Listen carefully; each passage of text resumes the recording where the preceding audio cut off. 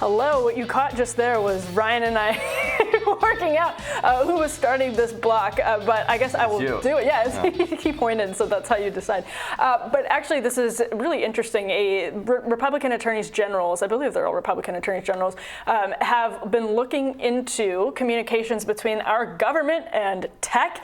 Turns out that there were some regular meetings happening, and it's not as though this is huge, earth-shattering news. It's always good to have the public records, even if they're redacted, and to have the emails. But it's important to remember that actually Jen Psaki last year had said that her colleagues were, quote, flagging problematic posts for Facebook that spread disinformation. She said at the time, it's important to take faster action against harmful posts, and Facebook needs to move more quickly to remove harmful, violative posts. And now the benefit of these emails is I think we do see official government communications. We knew this was happening, essentially. They admitted it. They were actually sort of proud. Like, they see this as something that's good, that the base would be upset if they weren't doing. And they're pressuring a private company to censor private speech. Ryan, do you think there will be more to come from this? House Republicans have asked for Meta and Facebook actually to keep all records of their communications with the FBI in the 2020 presidential cycle, because Mark Zuckerberg said last week and had told Ron Johnson previously in a congressional hearing that the FBI had come to them, told them to be on high alert for Russian disinformation, and that is partially why they censored or suppressed the Hunter Biden laptop story, although Mark Zuckerberg doesn't remember if they were told anything specific about that particular case. So where does this go? So these emails confirm that Psaki was telling the truth. Yeah. They were actually. This is the CDC communicating with Facebook, right? Saying, here's our latest on where we are on public health measures related to COVID, and we'll update you on this on a weekly basis on a call. They're also talking about calling out disinformation or misinformation, and they're going to identify pieces that they say are wrong, and then they'll meet in calls. What this to me felt like reading it was like a publisher, like a this is journalism. Yes. Like Facebook is doing journalism here. They're reaching out to experts and they're getting their take to then curate news and opinion that they then share with the public. Like that's basically what journalism is. Well, they have fact checkers who they pay, and this is why Mark Zuckerberg repeatedly, he said this on Rogan last week again, said, well, we don't want to be doing any of that stuff ourselves, but actually even in curating the selection of fact checkers they do, in curating what constitutes ultimately based on those fact checkers' recommendations as disinformation or not, Meta at the end of the day is doing journalism, and so is Twitter, and the reason they're so intent on avoiding those classifications is because it means that Section 230 would not protect them. Right. So then they'd be liable for all sorts of libel, or other problems that mushroomed on their site. I think the Republican request is interesting. I think just for even at a minimum for the historical record, you want to know what did the FBI communicate to Facebook about the election and about what they understood about Russian potential for disinformation. Where did they communicate specifically about this looming Hunter Biden story? Right. Or was it a more general, hey, it's election time, the Russians are going to be up to something, look out. That because they kind of made those claims publicly. So if it was only kind of a repetition of those claims made privately, it's a little less interesting. If they did flag, like, hey, we've heard that this laptop thing is coming, and then Facebook absorbed that, and then Facebook used it in their algorithmic decisions about how much to amplify it, everybody should know that. We should learn that, and if Republicans take the House, I'm sure they'll subpoena that. Probably, and it's kind of interesting because it's not as though campaigns and companies have never pressured publishers and journalists not to run something. or to attack someone. Of course, that has always happened and happens all the time. But what's really interesting about this case study is that Jen Psaki is openly, and the Biden administration, they're saying we need more of this. And they're openly, publicly, it's part of their pitch, actually, is that what we need is more cooperation between the private speech platforms and the government. And of course, you run into problems about what happens behind closed doors and what happens in emails that don't get FOIA'd and then don't get redacted or do get redacted.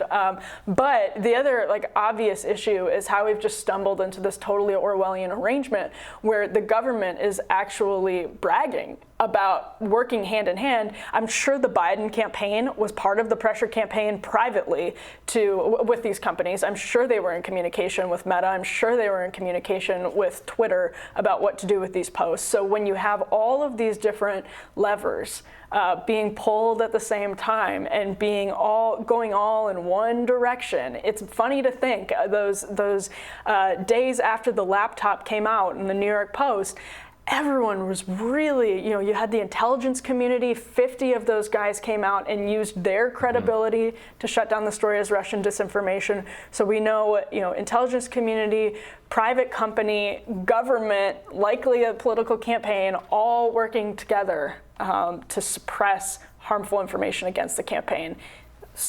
Again, I feel like you're stumbling into just an Orwellian arrangement. It's interesting how kind of neatly big tech is slotting into the role that kind of the big monopoly media companies played in the 40s, 50s, 60s, 70s, into the 80s, where you'd have the head of the publisher of Time magazine or the publisher of the New York Times, the Washington Post, constantly on the phone with the Dulles brothers before going to print with something like, can we do this or should we not do this? And oftentimes Alan Dulles might say, you know what, don't do that. Or John Foster Dulles might say, actually this is harmful to us. Don't do this.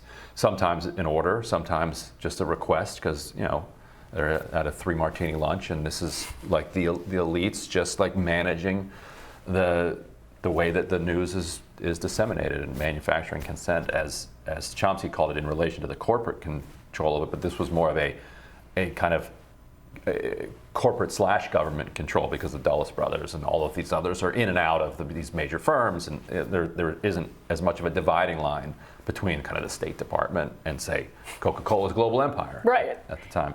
Right. So to see that, to see it start to develop where you'd have these back channels going on is interesting. On the other hand, in the middle of like a once-in-a-century pandemic, you kind of do hope that all of the institution, like in a functioning society, you would want the kind of media entities that are distributing information to the public to be giving them accurate information in a pandemic.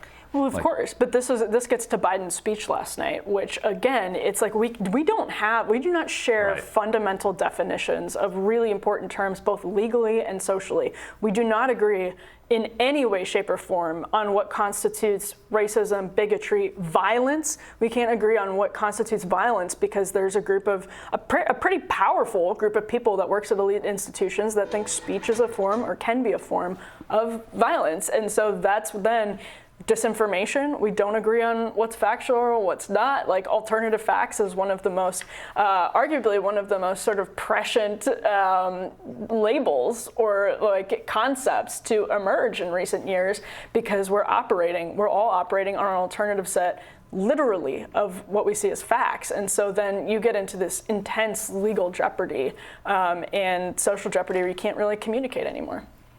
The judge in the Mar-a-Lago case, by the way, just apparently ordered the release of the list of what they seized. Good. A more detailed list. When noise started coming out of his laptop, I assumed it was fish. I was just like, okay, here we go. Last night's show. Well, on that note, this is going to be interesting. We'll see what they found. Yeah, well, but on that note, there's a little transition to it. Oh, that's right. So some bittersweet news.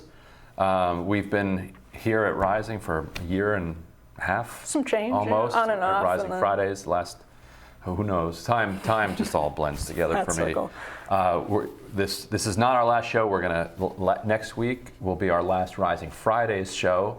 We will continue coming back as guest hosts, as guests, like not leaving in a huff. Not flipping any tables over or Teresa anything like Giudice. that. Just we're gonna go head over with our buddies over at Breaking Point's Crystal and Sagar, and That's right. Just a fun opportunity. But doesn't mean that we're not gonna be here. When we started, I want to get your take on this too. When we started the first day, we said when Crystal and Sagar left Rising to go to create Breaking Points, that people should think about that as a good and creative thing, creatively adding to the kind of populist media, totally independent media out there. That they created this space here. Then now they're going to create another space. This space continues to thrive, and so as that all continues to thrive, you're just creating more and more of the type of news that I think people really want and need. And so this is all a good thing. It's additive rather than subtracting or dividing. Totally. It's the snowball rolling down the hill in the best possible way. And yeah, when we first, right after Crystal and Sagar originally left, neither of us had the bandwidth to do this full time, and still don't. And that's why we're on Fridays. We'll be on Fridays at Breaking Points too. But Robbie and Brianna, when they have time off, we'll be planning to come back in as guest hosts, as guests, and they're doing great. And that's to your point. That's exactly why it's additive rather than anything else. So Rising is a very, very, very special place in our hearts. I hope everybody knows that. And even more importantly than that, the Rising audience and the whole team here has a very special place in our hearts. Yeah. We will, of course, have more for you next week. This is not our last week. We'll be back next week. So we'll have another great Rising Fridays. Yeah, tremendous production crew. The producers here. Sometimes we can just roll in here with having done very little, and the crew will just have done basically everything. And that's rare. It's rare to have that level of support, and I'll really miss that. To have so many people that you can just trust implicitly. Totally, a very well-oiled machine. I also like that you said the flipping tables thing, because to my knowledge, Teresa Giudice is your favorite Real Housewife.